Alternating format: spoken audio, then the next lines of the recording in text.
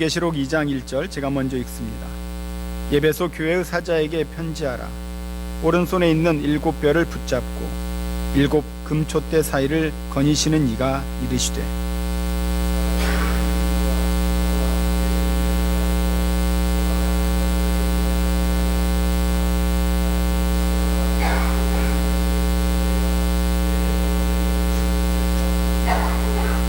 또 내가 참고 내 이름을 위하여 견디고 게으르지 아니한 것을 아노라.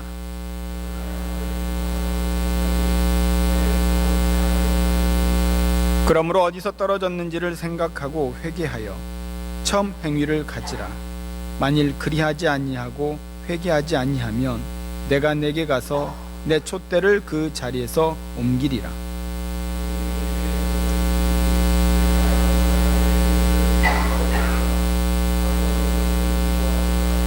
귀 있는 자는 성령이 교회들에게 하시는 말씀을 들을지어다. 이기는 그에게는 내가 하나님의 낙원에 있는 생명나무의 열매를 주어 먹게 하리라. 아멘. 요한계시록 2장에 나와 있는 이 에베소서, 사도 바울이 개척한 교회입니다. 사도 바울이 2년 반 동안 이 교회를 섬기면서 아주 수준 높은 교회로 성장시켰어요. 에베소는 소아시아의 수도입니다. 정치, 경제, 문화, 교통의 중심지인 이 에베소에 훗날 선교의 그런 전초지로서 많은 교회들이 부러워하는 영향력을 행사하는 교회가 에베소 교회였어요. 그러다가 사도 바울이 순교한 이후에 사도 요한이 이 에베소 교회에 담임으로 사도 바울의 신앙의 유산을 이어받아서 에베소 교회는 더욱더 빛이 나는 교회로 성장했습니다. 믿음이 좋은 교회로 급속도로 성장한 교회였어요. 그래서 주님께서는 이 교회를 바라보시면서 칭찬을 하셨습니다. 그 칭찬의 내용이 3가지로 요약이 되어 있죠. 먼저, 내가 내 행위와 수고를 안다. 에베소 교회가 주님을 위해서 수고하시는 모습을 주님이 아신다라고 하는 것입니다. 주님을 위해서 땀을 뻘뻘 흘려 그리고 열심히 충성 봉사했던 이 에베소 교회, 정말 주님은 그들의 수고와 헌신과 희생을 다 기억하고 있다라고 말하고 있어요. 일전에 제가 재직 세미나회 때 말씀을 드렸던 일이 있죠. 교회에는 꾼이 있다. 많은 꾼 중에서 구경꾼과 일꾼이 있습니다.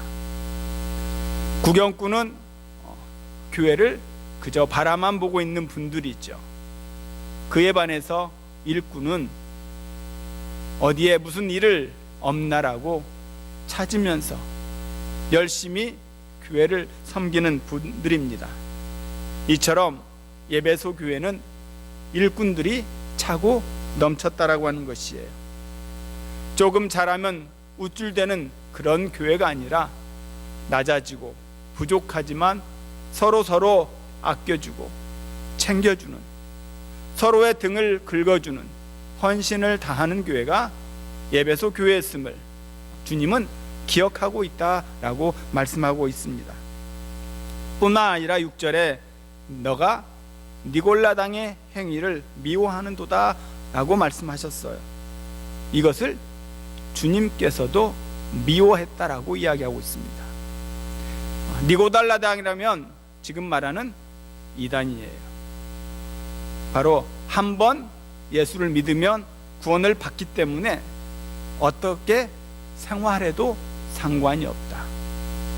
이러한 거짓 교리를 내세우는 당이 니골라 당이었습니다. 그래서 많은 성도들을 유혹해 했죠.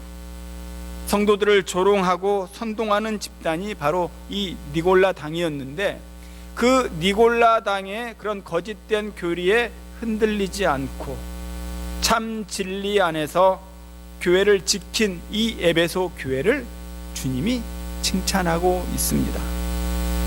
오늘날 우리 주변에 얼마나 많은 이단들이 판을 치고 있습니까? 기성교회에 다니고 있는 성도들도, 중직자들도 쉽게 그들의 논리에 넘어가는 것을 우리는 너무나 잘 보고 있잖아요. 제가 잘 알고 있는 대전의 큰 교회는 바로 이번 신천지 사건으로 인해서 교회가 쑥대밭이 되고 말았습니다. 전혀 넘어갈 것 같지 않는 분들이 쉽게 이단에 빠지게 되었던 경우였죠. 그러나 이 에베소 교회는 어떠한 거짓된 교리 앞에도 흔들리지 아니하고 주의 말씀을 잘 지켰던 그런 교회로 예수님은 칭찬을 하시는 거였죠. 그리고 또 3절에 내가 참고 내 이름을 위하여 견디고 게으르지 아니한 것을 안다라고 말씀하고 있습니다. 이때 당시 로마 사람들로부터 엄청난 박해를 받고 있을 때였어요. 그 엄청난 박해에도 굴하지 아니하고 믿음의 신조를 견디고 이겨냈던 교회가 바로 에베소 교회였습니다. 말로 다할 수 없는 심한 박해 속에서도 인내심을 갖고 신앙을 유지하겠다라고 하는 것이 얼마나 어렵습니까? 그럼에도 불구하고 그들은 배신하지 아니하고 주의 말씀에 따라 열심히 교회를 섬기고 충성된 모습으로 살았음을 예수 그리스도께서 기억하고 있다라고 이야기하고 있는 것이죠. 사람들은 알아주지 않는데 하나님이 아신다라고 하는 겁니다. 우리들이 교회를 위해서, 한 영혼의 생명을 위해서 열심히 뛸 때에 우리 옆에 있는 성도는 몰라줘도, 목사는 몰라도 주님은 알고 있음을 믿으시기 바랍니다. 교회 일찍 오셔서 예배를 준비하시고 또 차편이 되지 않는 성도들 향해서 차량으로 봉사하시는 분들, 또 식상에서 열심히 섬기신 우리 여전도의 식구들, 한 사람이라도 그 영혼을 건져보겠다라고 이리저리 분주하게 뛰어다니시고 전화로 수고하시는 그분들의 헌신을 우리 주님은 기억하시고 있다라고 하는 겁니다. 하나님 사랑하는 성도 여러분, 혹시나 목사인 제가 성도가 알아주지 못해도, 인정하지 않더라도 교회를 다하는 그 헌신하는 모습을 우리 주님이 다 보고 계시고 기억하고 있습니다. 그 주님을 생각하시면서 흔들리지 아니하는 그런 모습으로 교회를 섬기기를 축원합니다. 우리 교회는 이제 더욱더 이런 헌신된 일꾼을 통하여 에베소 성도들이 보여준 그 신앙의 절개를 본받아서 이 땅과 우리는 세계로 우리는 달려나가야 할 것입니다. 찬양으로 영광을 돌리고 정성껏 헌금하는 그 손길을 통해서 하나님의 놀라우신 그 일들이 이 땅 위에 만연하게 퍼질 줄로 믿습니다. 이렇게 훌륭하게만 보였던 이 에베소 교회가 주님으로부터 책망을 받고 있어요. 무슨 책망입니까? 너를 책망할 것이나니 너의 처음 사랑을 버렸느니라.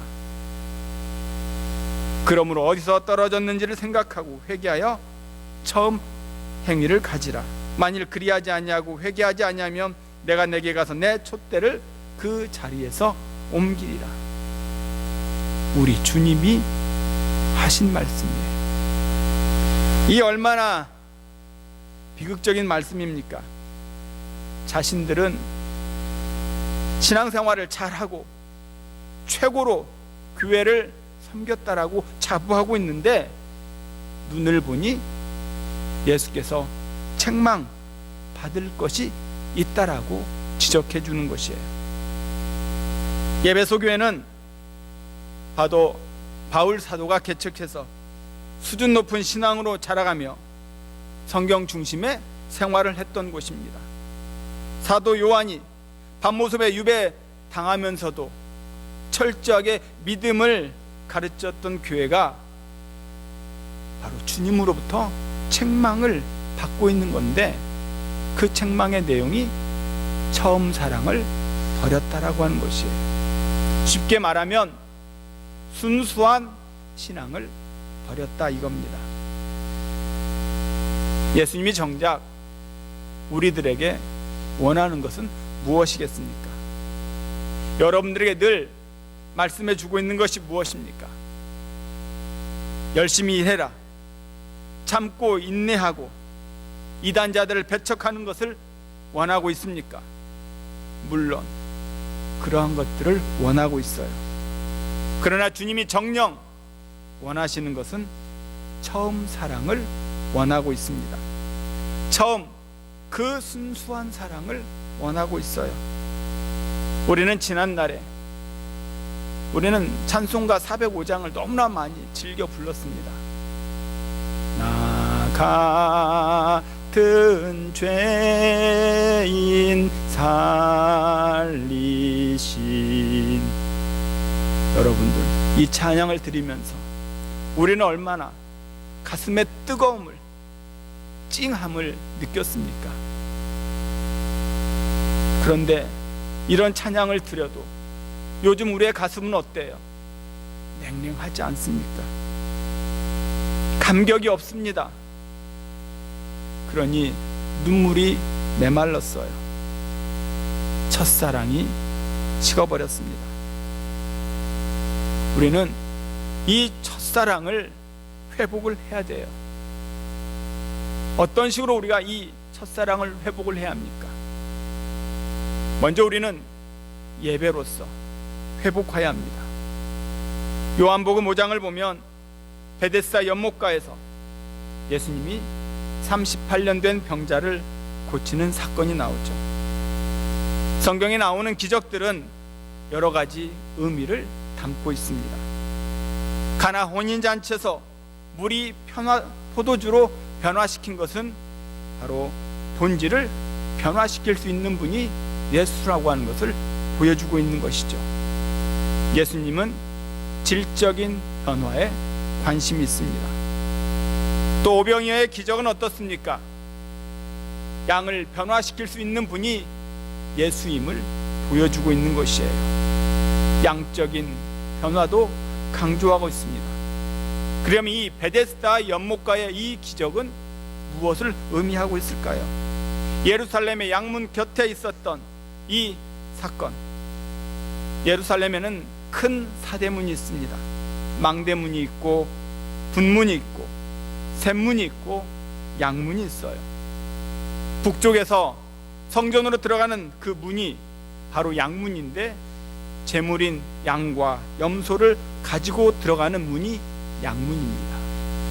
이 양문에서 베데스다 놀라운 일이 벌어지는 거죠. 느헤미야 3장을 보면 느헤미야가 무너진 성벽을 건축합니다. 이 성벽을 건축할 때 가장 먼저 건축한 곳이, 수축한 곳이 바로 이 북쪽에 있는 양문이에요. 우리는 느헤미야가 가장 먼저 양문을 수축했다라고 하는 사실을 통해서 우리에게 주는 교훈이 무엇이겠어요? 그것은 이스라엘 백성들이 신앙을 회복하려면 제일 먼저 예배의 회복이 있어야 함을 강조하고 있는 겁니다. 혹시라도 신앙의 문 가운데 무너져버린 그런 부분들이 있습니까? 그렇다면 우리는 바로 이 예배를 통해서 그 문을 다시 건축해야 합니다. 회복의 시작은 바로 참된 예배에 있습니다. 느헤미야가 가장 먼저 양문을 수축한 것은 이스라엘 백성들로 하여금 예배의 회복을 이루기 위함이었다라고 하는 것이죠. 여러분, 모든 것이 다 무너지고 나의 삶이 어디로 가야 할지 방향을 잃었을지라도 예배만큼은 반드시 붙들어야 할 우리의 삶인 것입니다. 우리가 생명을 걸고 시작해야 하는 것이 바로 예배입니다. 예배를 가볍게 여기고 예배를 등한시 여기고 예배를 하찮은 일로 여긴다면 우리는 신앙의 회복은 절대로 있을 수가 없습니다. 예배의 회복이 없이 그 첫사랑, 그 순수한 사랑을 다시 얻기란 어려운 일이죠. 예배를 회복하는 일부터 우리의 문제를, 얽히고 설킨 그 인생을 풀어가야 합니다. 또한 이스라엘 백성들이 애굽에서 수백 년 동안 종살이를 했어요. 그런 다음 하나님의 은혜로 말미암아 출애굽을 했습니다. 이제 자유의 몸이 되었어요. 그래서 광야를 지나는데 많은 문제가 발생을 합니다. 불평스러운 일들이 많이 생기죠. 그러니 이스라엘 백성들이 뭐라고 이야기합니까? 왜 우리를 이쪽으로 인도했느냐? 내가 종이 되는 것이 훨씬 나았다. 왜 그리 불평을 하죠? 바로 종의식이 있었기 때문이에요. 400년 동안 종살이를 했으니 그 종의 무게를, 멍에를 벗기가 만만치가 않습니다. 그들의 종살이는 바로 패배의식을 가지고 있게끔 만든 거죠. 오늘날 이 지상에 있는 수많은 교회의 문제점이 무엇입니까? 패배의식에 젖어 있어요. 교회가 부흥하지 못하는 이유가 바로 이 패배의식 때문입니다. 전도하지 못하는 이유가 바로 이 패배의식이에요. 해도 되지 않는다. 시간이 되면 돌아오겠지. 교회가 해도 안 되니까 이제는 안 된다 라고 생각을 하고 있습니다. 아무리 기도해도 안 된다, 하나님이 역사하셔도 안 된다라고 생각하는 것이 오늘 교회의 가장 큰 문제입니다. 그런 생각 위에서는 절대로 하나님은 부흥을 주시지 않습니다. 저와 여러분은 우리 교회가 부흥하기를 꿈꿉니다. 이 자리고 차고 넘쳐서 우리는 이 땅과 저 세계를 향하여 하나님의 말씀들을 증거해야 합니다. 그렇다면 우리는 다른 이들은 안 된다, 할 수 없다라고 하지만, 패배의식에 젖어 있지만 우리는 주님이 힘을 주시면, 능력을 주시면 할 수 있습니다 라고 하는 그런 강한 의욕적인 열정을 가지고 나가야 될 줄로 믿습니다. 우리가 가장 먼저 치유받아야 할 부분은 바로 이 심령의 회복이에요. 우리 마음이 회복이 되어야 합니다. 주께서 나와 함께 하시면 나의 어떤 문제도 해결될 수 있습니다 라고 하는 그 심령의 회복이 바로 첫사랑을 다시 누릴 수 있는 것이죠. 믿음의 토양이 회복이 될 때 하나님께서 그 위에 능력을 부어주십니다. 이러한 회복, 즉 예배와 심령의 회복이 되기 위해서는 반드시 조건이 있죠. 그것은 내 안의 죄를 깨끗이 씻어내야 하는 것입니다. 이것이 이루어지지 않는 한 신앙의 회복은 있을 수가 없어요. 우리는 많은 경험을 해보았을 겁니다. 한번 신앙이 무너지면 얼마나 회복이 힘들다라고 하는 거. 한번 신앙의 슬럼프에 빠지면 다시 회복하기까지는 오랜 시간이 필요하죠. 예전에 그 건강한 신앙인의 모습으로 돌아오고 싶어도, 열망이 있어도 쉽지가 않습니다. 그 모진 고난과 역경의 세월을 이겨야 하는 그 아픔이 기다리고 있기 때문에, 우리는 감당해야 할 짐이 너무나 크기 때문에 힘들어하는 거죠. 우리를 누르고 있는 것이 무엇입니까? 우리를 압박하고 있는 것이 무엇이에요? 우린 그것을 이기기 위해서 엄청난 눈물을 흘릴 준비를 해야 합니다. 그러지 않고는 이 단계를 뛰어넘기가 힘들고요, 그리스도의 사랑을 회복할 수가 없습니다. 우리 안에 있는 이 죄를 깨끗이 씻지 아니하고는 우리 안에 예배의 회복, 심령의 회복은 나타나지를 않아요. 성경에서 주님을 알기 전에 나의 모습을 보여주는 단적인 예가 있습니다. 그게 요한복음 4장에 나오는 수가성 여인이에요. 아주 추한 여자, 바로 이 여인, 수가성에 사는 여인입니다. 자기 자신의 욕망을 채우고자 남편 5을 갈아치웠어요. 그리고 지금 6번째 남편과 살고 있습니다. 동거하고 있죠. 얼마나 이기적인 여자입니까? 얼마나 난잡한 생활을 하고 있는 여자입니까? 이 여자의 그 방탕이 크게 도달했죠. 그래서 이웃한 동네 사람들이 그 여자를 상종하지도 않습니다. 그래서 사람이 드문 그 낮 12시에 우물을 길러 나온 거죠. 그 우물을 길러 나온 그 순간 예수님을 만납니다. 여러분, 우리는요 이 수가성의 여인처럼 다 죄가 많아요. 그 여인과 동일한 죄가 아닐지라도 욕망을 채우고자 하는, 그래서 하나님을 멀리했던 죄, 현숙한 남자와 현숙한 여자의 모습이 아닌 이기적인 그런 모습들, 생각과 사고가 정리되지 못한 채 이리저리 세상의 유혹에 휩쓸려 다녔던 그러한 죄들, 이 수가성의 여인과 우리의 차이는 그 죄가 겉으로 드러났느냐 드러나지 않았냐, 그 차이일 뿐입니다. 수가성 여인은 하루속히 추악하고 더러운 자신으로부터 벗어나고 싶었어요. 그러나 그리할 수 없습니다. 그처럼 벗어날 길이 전혀 없었어요. 그는 친구도 없었습니다. 대화를 나눌 사람이 없었어요. 심리적으로 압박을 받고 있는 상태였습니다. 자기 자신을 비관하고 있는 그런 처지에 예수님이 물을 달라고 요구를 하죠. 어떤 사람도 자신에게 말을 걸어오지 않았는데 예수께서 처음으로 말을 건넵니다. 그러자 이 여인이 어찌 사마리아인인 나에게 물을 달라 하십니까? 라고 거부를 하죠. 이 여인에게 가장 필요한 것은 그 심리적인 압박으로부터의 자유함이에요. 바로 억눌린 그 죄를 떨쳐버리고 그 죄에서 자유함을 얻는 것이 가장 우선입니다. 바로 이 심리적인 회복, 바로 예배의 회복이 먼저 일어나야 되는 거죠. 수가성의 여인이 오늘 우리들에게 제대로 비춰주는 모습입니다. 이 여인처럼 우리가 회복하기 위해서는 심령이, 예배가 회복이 되어야 합니다. 그러기 위해서는 나 자신에 대한 그런 죄에 대한 용서함을 받아야 돼요.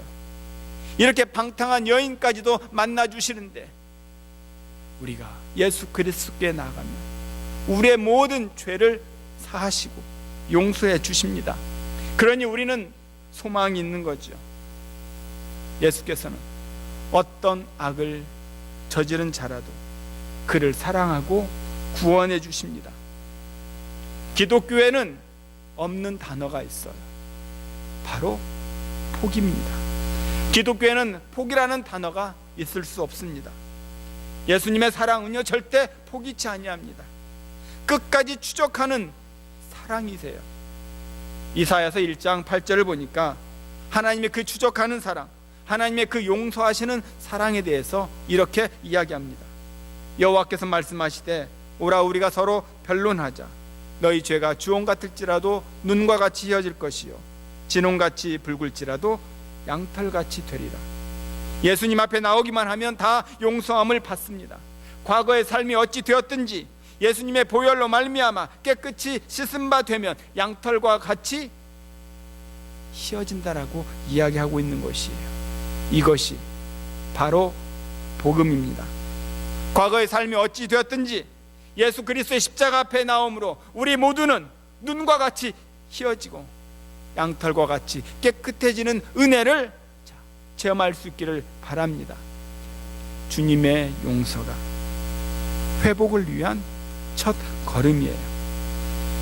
하나님이 사랑하신 우리 성도 여러분, 단테가 쓴 신곡의 지옥편 내용을 읽어다 보면 그 지옥에는 제일 무서운 죄를 저지른 3명이 앉아 있다고 합니다. 예수를 배반한 가룟 유다와 친구 시절을 배반한 브루투스와 키시우스. 신곡을 쓴 이 단테가 말하는 가장 큰 죄가 무엇입니까? 배신이에요. 이것이 가장 큰 죄라고 하는 겁니다. 여러분, 신앙을 배신하지 마십시오. 사명을 배신하지 마십시오. 그럼 우리는 어떻게 회복해야 합니까? 과거 주님을 뜨겁게 사랑했던 그 기억을 되살리고 가슴을 치며 회개하는 것이에요. 회개가 무엇입니까? 마음을 고쳐 먹는 것이에요. 탕자가 과거의 일을 다 뉘우치고 발걸음을 돌려 아버지께로 돌아오는 것, 그것이 회개입니다. 우리 하나님은 과거를 묻지 않습니다. 기억하지도 않아요. 성경을 보면 창세기부터 계시록까지 하나님이 제일 기뻐하는 모습이 나옵니다. 그것은 예수 앞에 주님, 나는 죄인입니다 라고 고백하는 그 모습을 가장 기뻐하세요. 예수님을 배반했던 베드로에게 예수님이 부활하셔서 나타나셨죠. 베드로에게 묻습니다. 사랑하는 시몬 베드로야, 내가 나를 사랑하느냐? 내가 나를 사랑하느냐? 내가 나를 사랑하느냐? 3번씩 물으셨어요. 예수님이 원하시는 건 무엇이에요? 사랑입니다. 주님은 사랑을 원하셔요. 우리가 하나님 앞에 나아갈 수 있는 유일한 것은 바로 사랑입니다. 사랑이 주님을 섬기는 것이에요. 사랑이 주님께 봉사하는 것입니다.